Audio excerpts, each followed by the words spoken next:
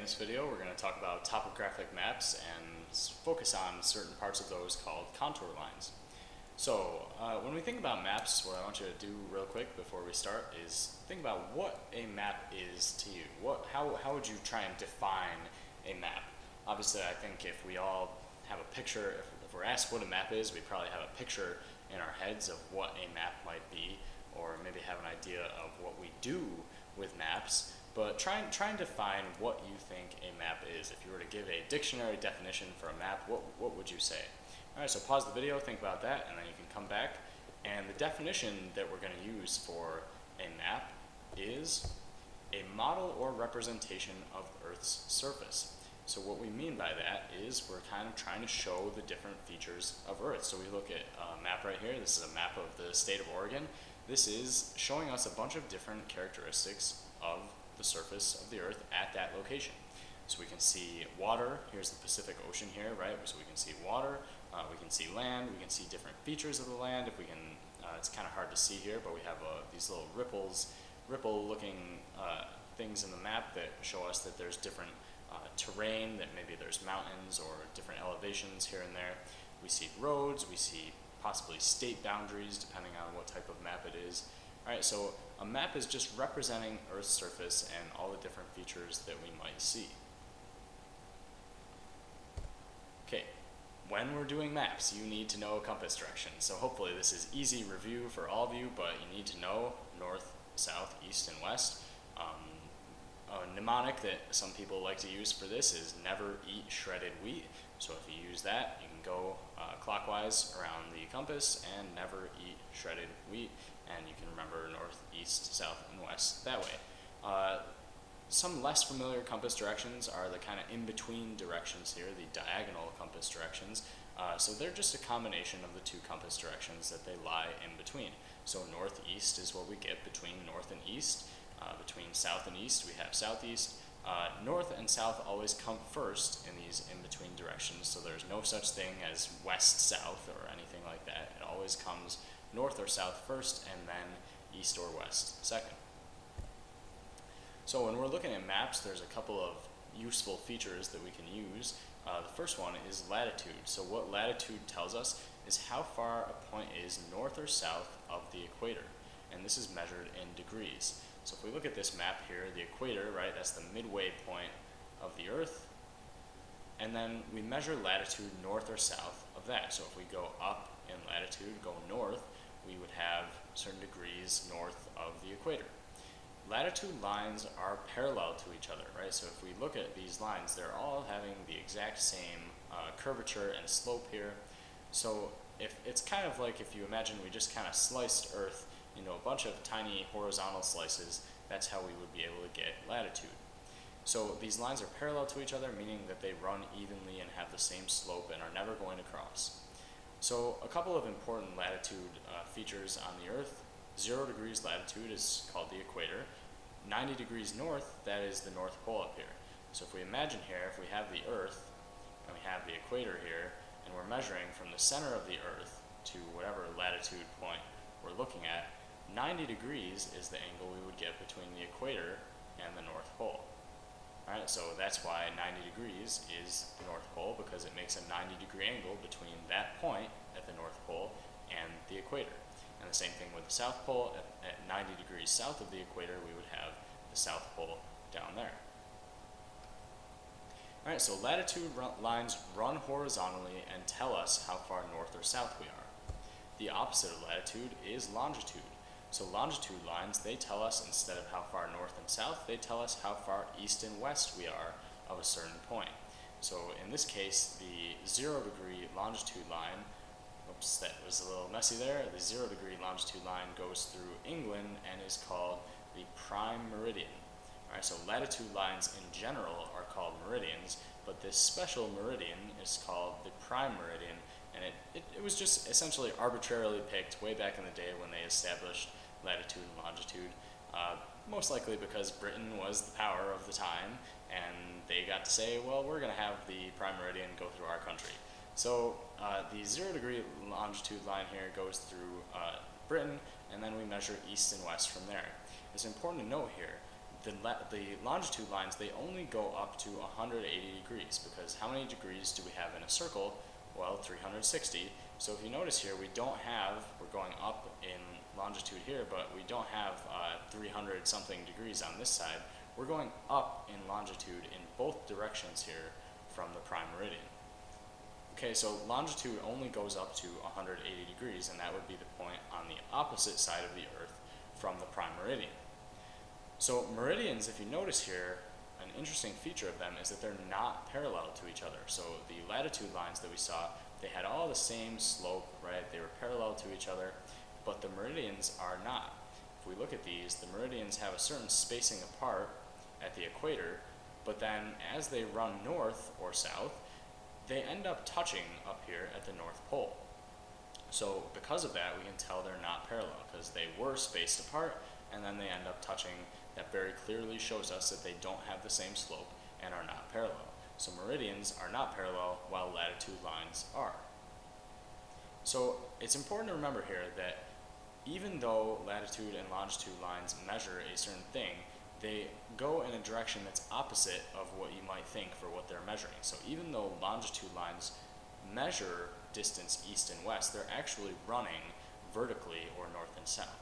So the latitude lines, by contrast, they run east and west, but they measure north and south. So it's important to keep that straight. So why do latitude and longitude matter? Well, they help us identify an exact coordinate of a given location. So if you're looking for a certain place, if you were looking for a place in Texas, for example, you might look along this 30-degree latitude line here and base off that. Well, if we looked at this point here specifically, we could say, well, the latitude here might be about 32 degrees, and the longitude here might be about 98 degrees. And we can be even more specific than that, but just a rough estimate here.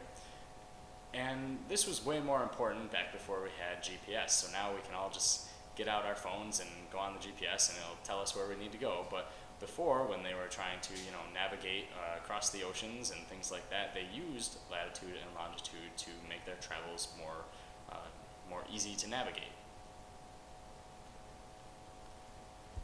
Okay, so the type of map that we're going to talk about today is topographic maps. So a topographic map is a special kind of map that shows all these different features of the Earth. You will see mountains, rivers, lakes, man-made things like roads and bridges, and also you'll see elevation. And this is the big thing with topographic maps that they help us see. So if we look at this map, there's a bunch of different features here. We have locations pointed out, like there's a castle here, there's a cave, we have a bridge, and all these different features are pointed out. We can see that there might be a river or a lake running through here. We've got a river going through here, and we have all these squiggly lines here. Right? So what these squiggly lines tell us is the elevation at a given point. So every point along this line, and these lines are called contour lines, and we'll talk about that in a sec, but every point along one of these lines has the exact same elevation. So this line here is labeled 800 for its elevation. We don't really know what the units are here. In the United States, it's mostly going to be in feet, but perhaps if you're in Europe or Canada or a place like that, you might be using the metric system, and this might mean 800 meters. But every point along this line here has the same exact elevation. It has an elevation of 800, again, whatever units we're talking about here.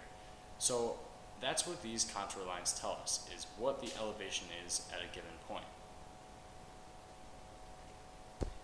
Okay, so the contour lines that I just mentioned, these are lines that connect areas of the same elevation. So we have the same thing going on here. We have a bunch of points that all have an elevation of 800, a bunch of points that all have an elevation of 700, and a bunch of lines in between here.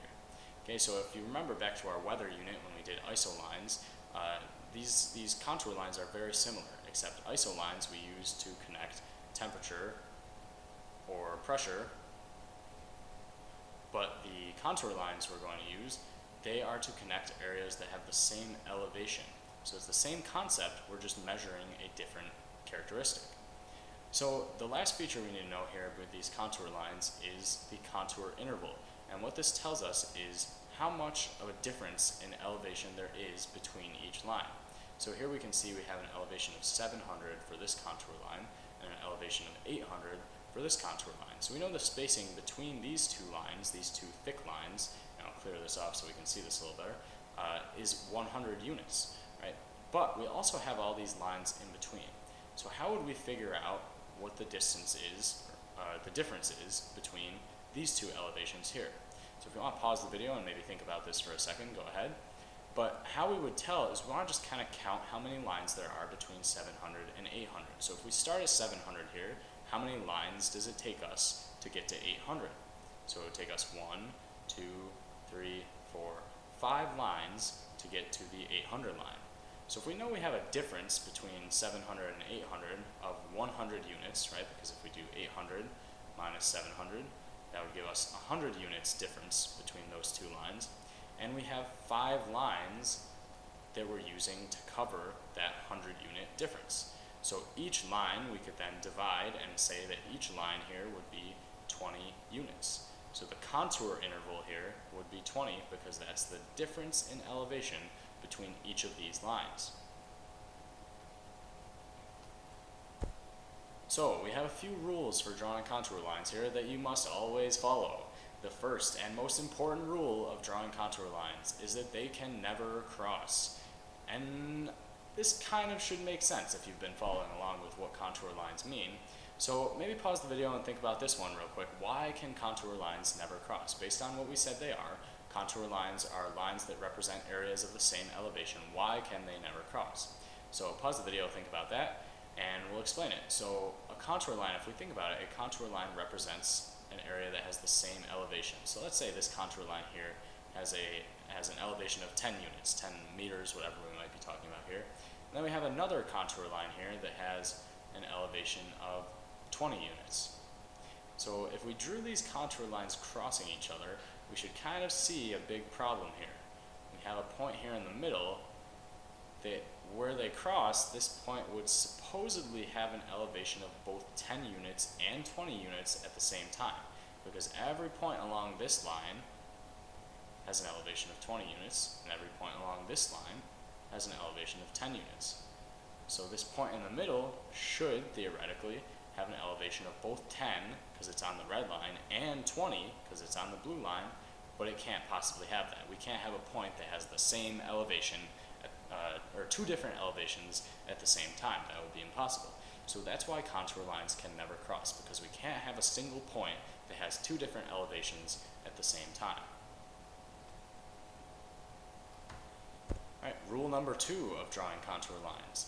How far the contour lines are apart from each other tells you how quickly the elevation is changing.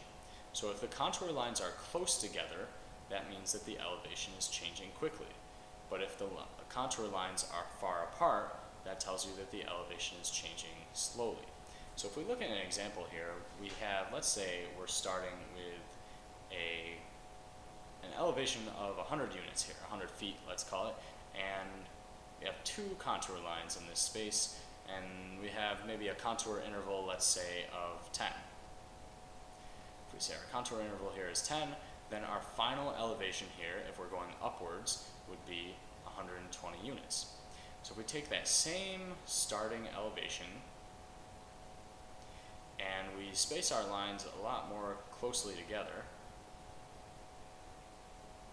so we've gotten to the same we've covered the same distance here, right, with our contour lines on the map, but we've used a lot more contour lines to get that far.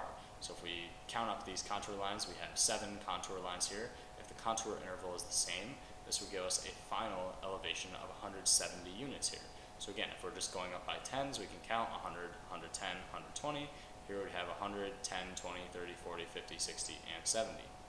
So we can tell the difference between 100 to 170 is a lot bigger than the difference between 100 and 120. So these were covering the same amount of distance on the map, right? If we look, we went from roughly the same place here to here, but in this distance we didn't use as many contour lines as we did here.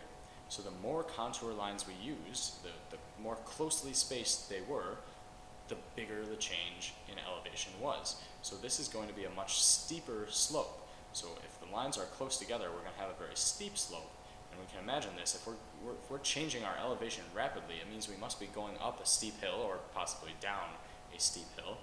Whereas if the lines are far apart, that's going to give us a much more gentle slope. So here we went and we took a lot longer to change our elevation, a shorter amount of meters or feet or whatever we're looking at here. So the closer the contour lines are together, the steeper the slope of the incline is going to be. Rule number 3 of drawing contour lines. If you see a river or stream or valley, you're going to see V-shaped contour lines. So the V always points in the direction of higher elevation. So these 2 bullet points here are very important to understand rivers, streams, and valleys when you see them on a contour map. So the V always points towards higher elevation, and by this we mean the point of the V. So in this case, the V would be pointing towards higher elevation this way. So if we look at this map down here, we have a bunch of V's along this contour here. So the higher elevation in this case is going this way. And we can verify this using our contour lines, because we have 100 for this elevation, and then we go to 200 here, so we can tell these lines are going up from 100 up to 200 as we go up that way. So as we go down this way, along with the points of the V, we can tell the elevation is increasing, because the higher elevation is going to be the direction that the V, the little point of the V here, the direction that that points is going to tell us where the higher elevation is. So therefore, rivers always flow against the V, and this is very important to understand as well. So if you want to maybe pause the video right now and think about why this might be. How do these 2 points here, number 1 and number 2 that we've talked about, how do these 2 points logically fit together? Why, if the V is pointing towards higher elevation, why would the rivers flow against that V? So maybe pause and think about that for a second. But the reason this is that we have a higher elevation here. The river is going to want to flow downhill. If we think about a river, which is all this water, on an incline, that water would be pulled down by gravity, down towards the center of the earth, down towards the lower elevation. So in this case, we have a lower elevation here. That's going to be where the river is going to want to flow to. You can't really picture a river flowing uphill, because it's going to be very hard to do that against the force of gravity, because gravity is going to be trying to push the river down the hill. So in this case, the direction of the flow of the river would be in this direction. So we'd have the river flowing, you can tell it's going against these V's here. So that would be the direction of the flow of this river that we have here. Alright, and the last rule for drawing contour lines is that when you have closed circles, like these 2 examples down here, you're either going to have a hill or a depression, like a pit or maybe a crater-like surface, something like that. So we want to be able to tell these 2 apart. So if you see a hill, there's 2 different ways that we can tell these apart. If you have a hill, you can tell by the heights here that as we go towards the center, the height is increasing. We went from 40 to 50 to 60 there. So as we're going towards, if we have this, this circular hill here, as we're going towards the middle, what's happening here is that we're increasing the height every time. So as we're going towards the middle, the height is increasing. As we're going towards the middle, the height is increasing. That tells us that we have a hill. Whereas if we look over here, the numbers as we go towards the middle are decreasing. So if we again look at this object or this feature of the map, if we're going towards the middle, in this case, it's decreasing. So if we're decreasing going towards the middle, decreasing going towards the middle, that's going to form a depression or pit in this case. Right? So that's the first way to tell these apart. And the second way is we have these little tick marks that you may have noticed here.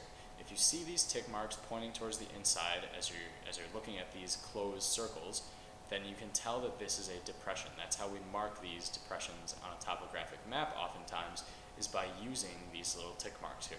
So you can tell 2 different ways. Look for tick marks, that tells you it's a depression or a pit. And if you don't see them, then it's going to be a hill.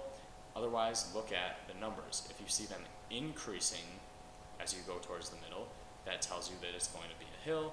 If you see them decreasing as you go towards the middle, that tells you it's going to be a depression. Alright, thanks for watching this video on contour lines, and I'll see you in the next video.